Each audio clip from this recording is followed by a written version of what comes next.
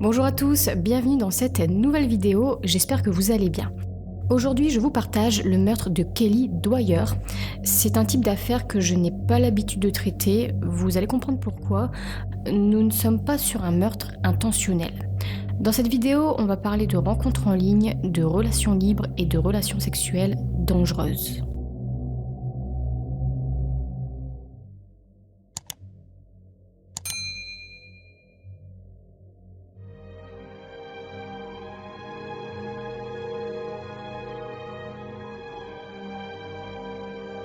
Kelly Elizabeth Dwyer est née le 27 septembre 1986 de Tony et Maureen Dwyer.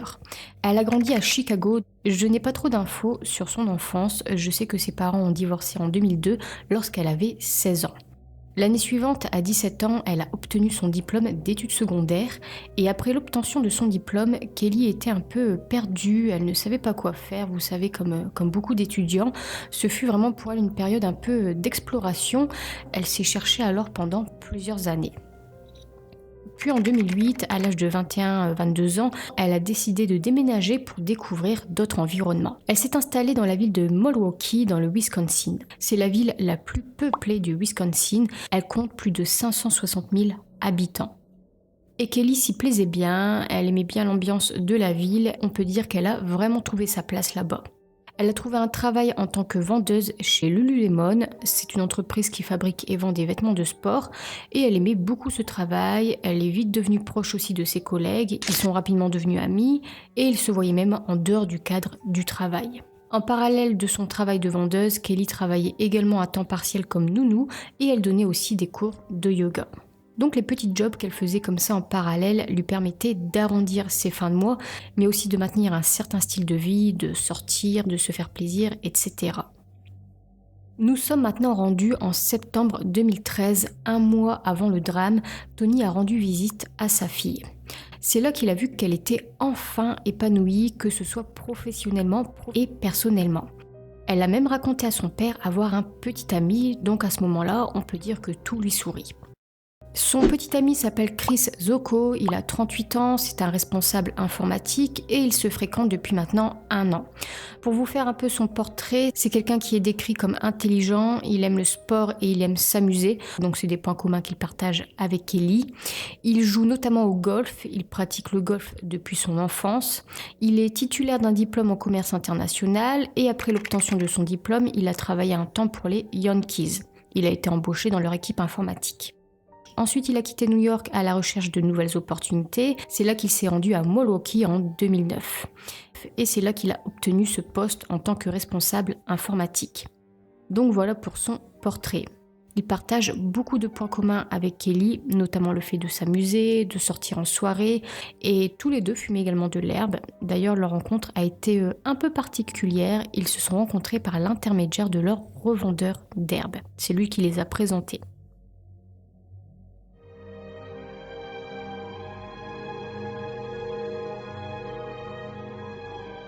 Le 12 octobre 2013, Kelly ne s'est pas présentée au travail.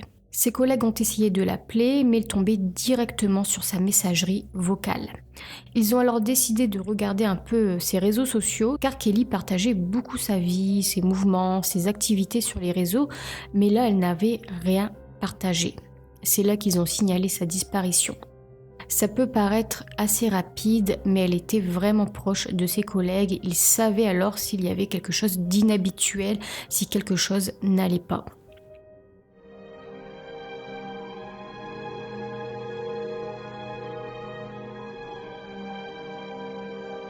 La police n'avait aucune raison pour le moment de soupçonner que quelque chose de grave soit arrivé à Kelly, surtout que c'est une adulte, elle a 27 ans, sauf que là on n'arrive pas à la joindre, son téléphone est carrément éteint, elle ne donne également plus signe de vie sur ses réseaux sociaux, et aussi ils ont découvert que sa carte de crédit n'a pas été utilisée, il n'y avait aucun mouvement. Donc à l'ère du numérique, il n'y a plus aucun signe de vie de Kelly. C'est étrange, c'est déconcertant. Ils ont alors retracé ses derniers déplacements et ils ont découvert que la dernière personne avec qui elle a été vue est Chris, son petit ami. Ils ont été vus ensemble le soir du 10 octobre 2013. La police a donc parlé à Chris. Et c'est là qu'on apprend que les choses n'étaient pas aussi belles que laissait décrire Kelly. En réalité, Chris n'était pas son petit ami. Ils se voyaient plusieurs fois par semaine, ils sortaient ensemble, ils faisaient souvent la fête, mais ils n'étaient pas dans une relation exclusive. Chris avait d'ailleurs une petite amie de longue date qui s'appelle Megan, mais on reparlera d'elle après.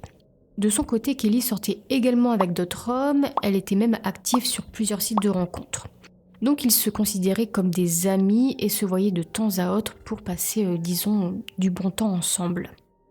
Même s'il est possible que du côté de Kelly, ce soit beaucoup plus de l'amitié, elle semblait vraiment intéressée par lui, elle semblait amoureuse. Alors que du côté de Chris, il ne ressentait pas les choses de la même manière. Lui, il a décrit sa relation avec Kelly comme une relation amicale avec des avantages. Chris a donc été interrogé et il a confirmé être avec Kelly la nuit du 10 octobre. Il a raconté que ce soir-là, Kelly s'est rendue chez lui. Il vivait au 18e étage d'un appartement des Tours Lafayette. Et peu avant 20h, ils ont quitté l'appartement. Ils ont essayé de se procurer de la cocaïne. Ensuite, ils sont retournés à l'appartement. Puis ensuite, ils sont ressortis une nouvelle fois. Cette fois, ils sont allés prendre un verre dans un bar appelé Allium, qui se trouve juste en face de l'immeuble de Chris. Au bar, ils ont discuté avec d'autres personnes, ils semblaient passer un bon moment, ils ont mangé de la pizza, ils ont bu, puis c'est vers 2h37 du matin qu'ils sont rentrés à l'appartement. Là, ils ont eu des relations sexuelles, puis ensuite, ils se sont endormis. Il a ensuite raconté que Kelly est partie vers 9h et que d'ailleurs, il a entendu la porte claquer lorsqu'elle est partie. Mais il n'a aucune idée de l'endroit où elle est allée. Donc ça, ce sont les derniers mouvements de Kelly, mais le problème avec sa déclaration, c'est que dans son immeuble, il y a des caméras de surveillance, et grâce à ces caméras, on voit effectivement Kelly rentrer dans son appartement le soir du 10, mais par contre, on ne la voit pas sortir, ni à 9h du matin comme il le dit, ni à aucune autre heure, ni jamais. Et apparemment, alors qu'il était interrogé, Chris essayait de détourner l'attention de lui. Il a commencé à dire que Kelly voyait d'autres garçons, donc en fait, il essayait tout simplement de diriger les enquêteurs vers cette piste.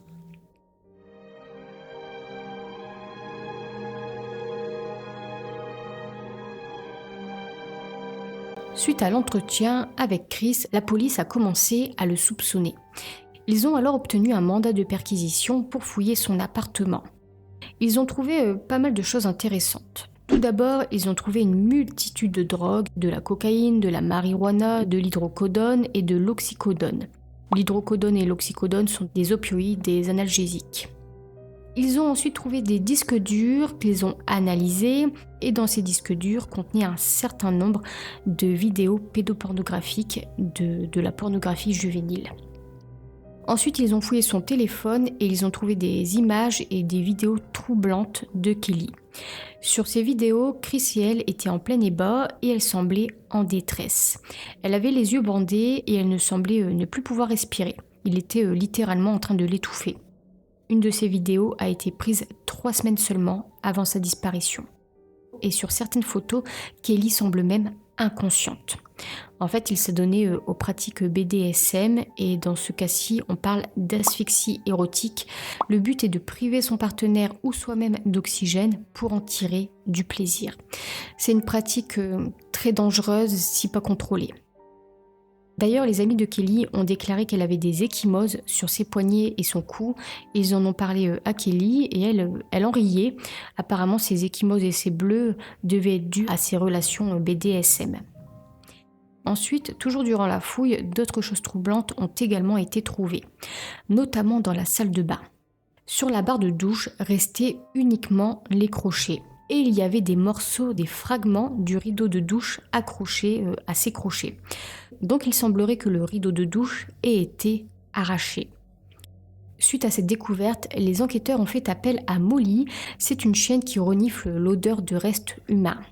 Et Molly s'est arrêtée à plusieurs endroits. Elle a d'abord senti une odeur dans le coffre de la voiture de Chris, puis lorsqu'elle était dans l'appartement, elle a senti une odeur sur le lit de Chris. Elle reniflait vigoureusement le lit. Pour la police, l'étau se resserre alors contre Chris. Sauf que pour le moment, ils ne peuvent pas l'arrêter puisqu'il n'y a pas de réelles preuves, ces éléments ne sont pas suffisants et en plus, Kelly reste introuvable, son corps n'a pas encore été trouvé.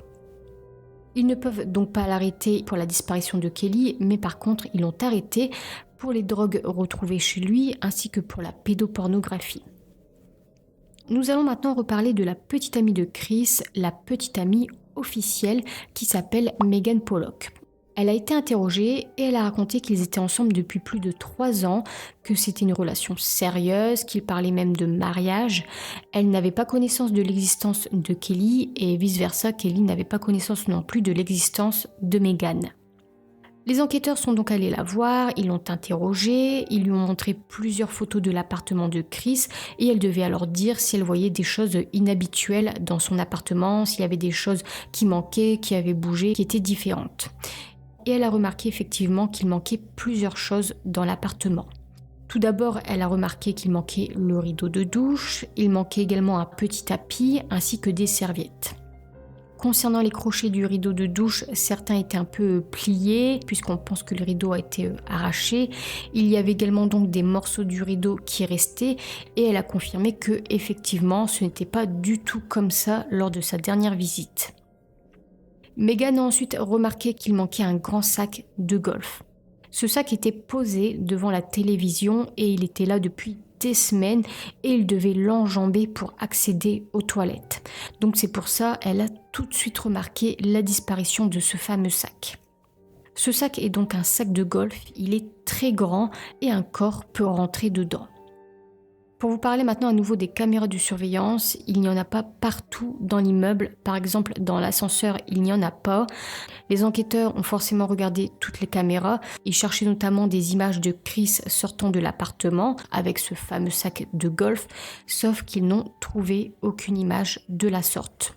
Dans le garage de l'immeuble où se trouve sa voiture, il y a également une caméra. Cette caméra s'active par les mouvements et il n'y a aucune image de Chris avec un sac. Donc cet élément disculpe Chris. Certes, on ne voit pas Kelly sortir de l'appartement, mais on ne voit pas Chris non plus sortir avec un bagage, sortir avec un sac, quelque chose d'étrange. Pour les enquêteurs, il a simplement eu de la chance, il a su éviter les caméras.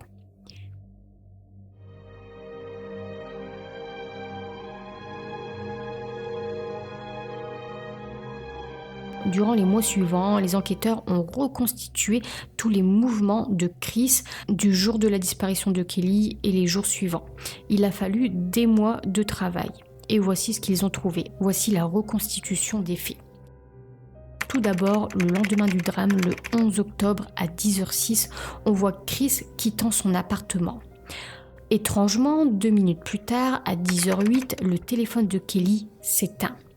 Et il faut savoir qu'il y a une rivière juste à côté, une rivière qui est tout proche, et les enquêteurs pensent alors qu'il a dû jeter le téléphone dans l'eau. Les enquêteurs pensent également que ce matin-là, Chris a sorti le corps de Kelly de l'appartement dans le fameux sac de golf, puis qu'il l'a mis dans le coffre de sa voiture. Car c'est à 10h22 qu'on le voit sur ces images, debout devant le coffre de sa voiture. Et en fait, comme je vous le disais, il n'y a aucune image de Chris marchant avec ce sac. Mais par contre, sur cette image, les enquêteurs déclarent qu'on voit un objet gris ou argenté. Il s'agirait de ce fameux sac de golf. Donc Chris a dû sortir à un moment donné ou à un autre de l'appartement avec le sac. Il a dû éviter les caméras. Puis rappelez-vous aussi, la chaîne Molly a reniflé une odeur dans ce coffre. Donc à ce moment-là, Kelly serait bien dans le sac, dans le coffre.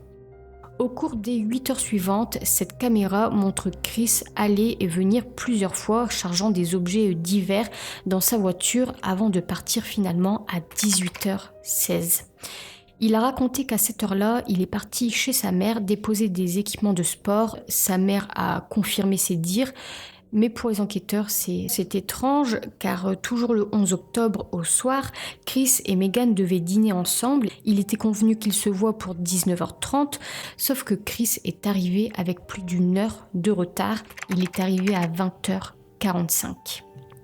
Les enquêteurs pensent plutôt qu'il était à ce moment-là en train de chercher un endroit pour jeter le corps. Megan a ensuite déclaré que ce soir-là, il n'était pas lui-même, il était nerveux, il était agité et il transpirait beaucoup. Il transpirait tellement que le soir, lorsqu'ils sont partis se coucher, elle a dû changer les draps tellement qu'il suait. La police pense qu'il était nerveux parce qu'il n'a pas réussi à trouver d'endroit pour jeter le corps et là sa voiture était dehors dans la rue avec le corps de Kelly toujours dans le coffre. Puis nous voilà le lendemain matin, le 12 octobre. Il a été découvert qu'à 7h30, il s'est rendu à Mass House. C'est une boutique de fromage, c'est une fromagerie. Et pour y aller, il a dû faire un aller-retour de 160 miles. 80 miles aller, 80 miles retour, c'est-à-dire qu'il a fait environ 130 km aller et 130 km retour, juste pour aller acheter du fromage. Il a déclaré qu'il a acheté du fromage pour les parents de Megan. Mais ce serait au cours de ce voyage qu'il se serait débarrassé du corps de Kelly. Il s'est rendu d'abord à la boutique de fromage, il s'est ensuite débarrassé du corps et ensuite les enquêteurs ont découvert qu'il s'est rendu dans un centre commercial, il s'est rendu dans une boutique de sport pour acheter une paire de baskets. S'il a jeté le corps, il a dû salir ses chaussures, donc il a acheté une nouvelle paire de chaussures. Et le fait qu'il ait acheté du fromage, qu'il ait acheté des chaussures, ça a pu donner une chronologie aux enquêteurs grâce au reçu. Il a acheté le fromage à 10h-5, puis il a acheté les chaussures à 12h11. Et la distance entre la boutique de fromage et la boutique de chaussures est de 86 km. Alors ça dépend de la vitesse, mais on peut dire à peu près que ça fait 1 heure de route. Il manque donc 1 heure à la chronologie, entre 11h et midi. Il y a donc là assez de temps pour jeter un corps dans un endroit isolé. Son téléphone aurait pu nous donner encore plus de précision sur ses mouvements, mais son téléphone était éteint. Et les enquêteurs auraient pu aussi rechercher le corps de Kelly, sauf qu'il a parcouru 130 km pour se rendre à la fromagerie. Donc là, il y a des centaines d'endroits isolés, il y a des champs, il y a des terres, des forêts, donc ça revient à chercher une aiguille dans une botte de foin. Et là, malgré que les enquêteurs ont quand même cumulé, ramassé assez de preuves, son corps, ça reste toujours autant difficile de l'arrêter pour meurtre et encore plus difficile de se rendre à un procès. Par contre, rappelez-vous, il a été arrêté pour possession de drogue et pour pornographie juvénile. Et son procès a eu lieu en novembre 2014. Et il a été condamné à 19 ans de prison pour ces accusations.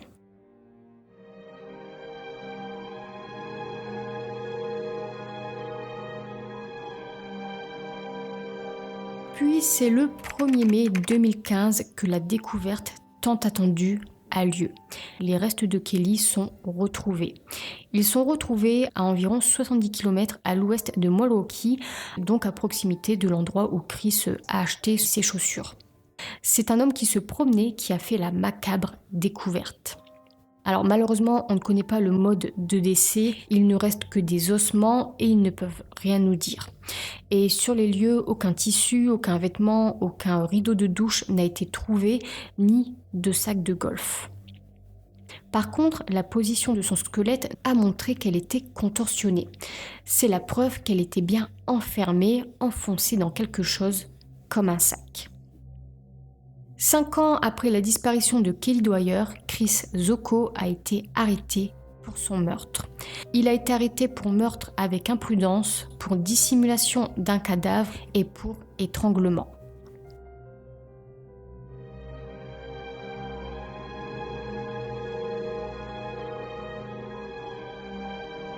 Le procès a eu lieu en 2018 et comme d'habitude, je vais vous faire part des éléments de la défense ainsi que des éléments de l'accusation. Commençons par l'accusation. Pour l'accusation, Chris a tué Kelly lors d'une relation BDSM. Cette nuit-là, il l'a étranglée, comme on le voit dans les vidéos, sauf que malheureusement, cette fois-là, ça a mal tourné.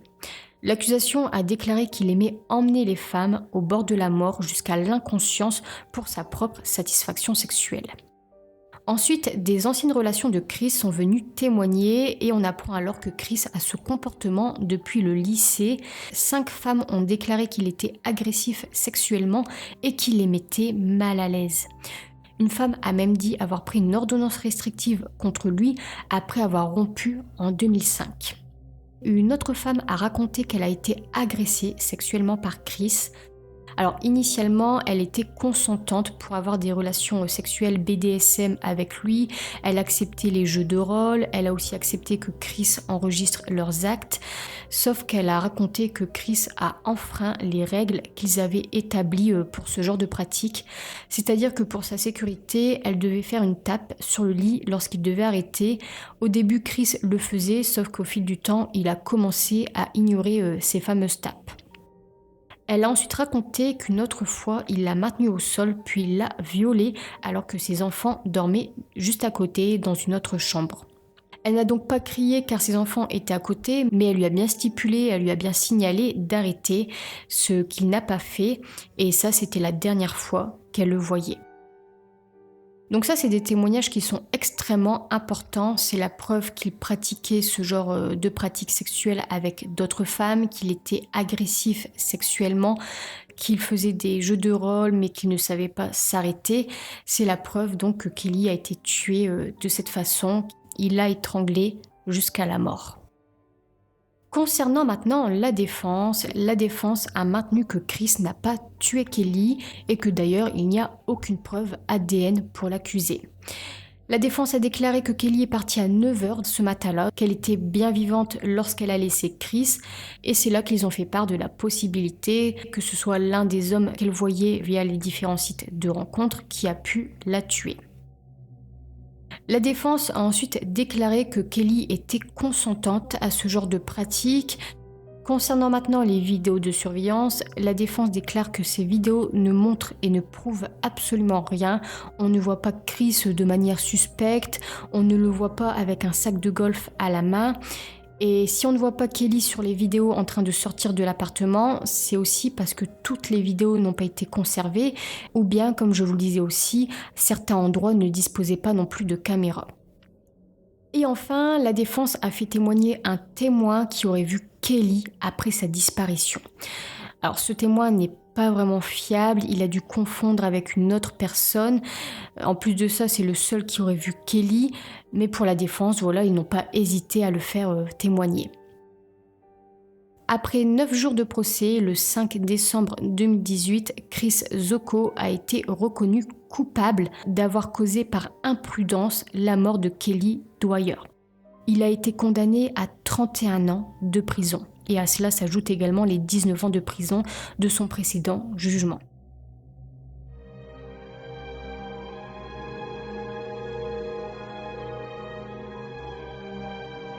Voilà pour cette affaire, c'est le type de vidéo que je n'ai pas l'habitude de traiter. C'est une affaire plutôt inhabituelle car pour le coup on parle de meurtre involontaire, de meurtre avec imprudence.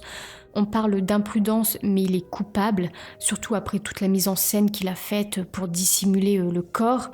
Il avait également ce genre de pratique avec ses ex, il aime les pratiques BDSM et c'est dans son droit, sauf que malheureusement il ne s'arrêtait pas, il n'écoutait pas, il ne respectait pas. Et ça a fini au drame. Encore une fois, cette vidéo change de ce que j'ai l'habitude de traiter, car pour le coup, il n'y a pas de motif de meurtre, donc ça change, mais ça reste une affaire tragique. Elle n'avait que 27 ans.